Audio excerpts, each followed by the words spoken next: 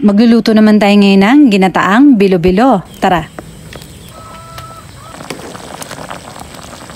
Kailangan lang natin dito ng giniling na malagkit na bigas at maglalagay tayo ng tubig paunti-unti. Merong mga malagkit na bigas na matakaw sa tubig, magdagdag na lang kayo hanggang makabuo tayo ng dough.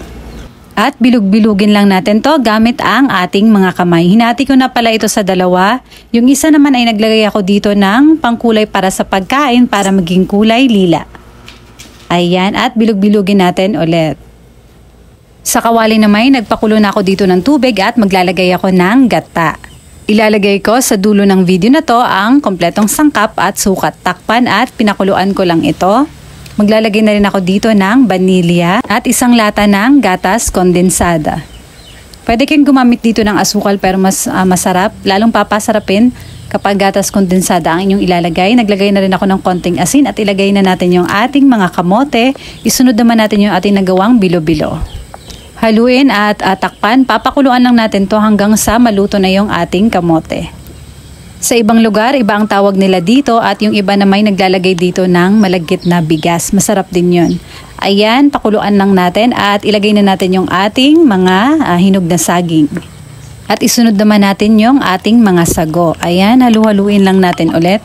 Papakuluan ko lang to hanggang sa tuluyang maluto na yung ating saging. At makalipas ang ilang minuto, luto na ang ating ginataang bilo-bilo. Tara, titikman na natin. Yan ang ating bilo-bilo.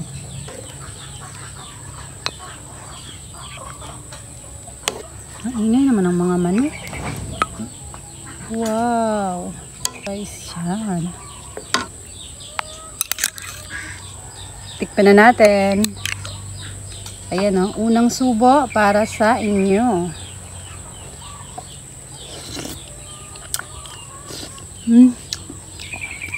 Grabe, sarap. Saging.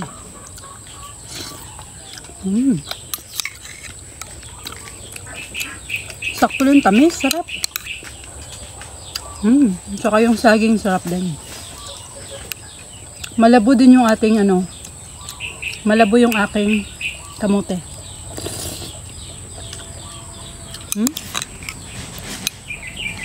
Not lang.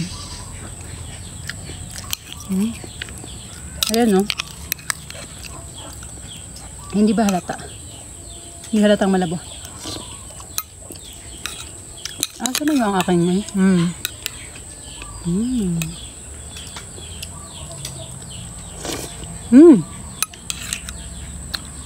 Grabe, sarap.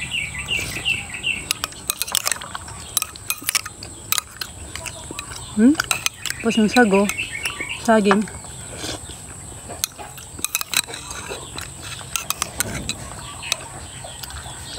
Ang ating bilo-bilo. Asa na yun? Wala na isang kulay.